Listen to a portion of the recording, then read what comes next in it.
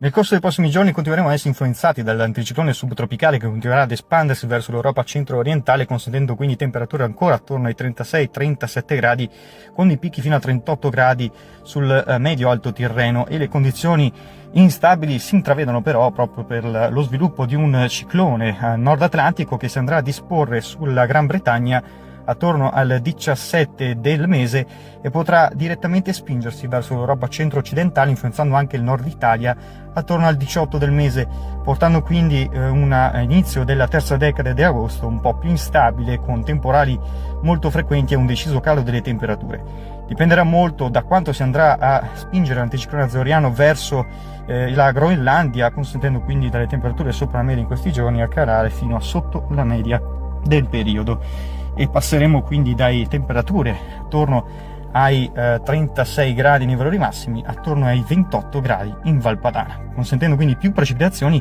nella terza decade del mese.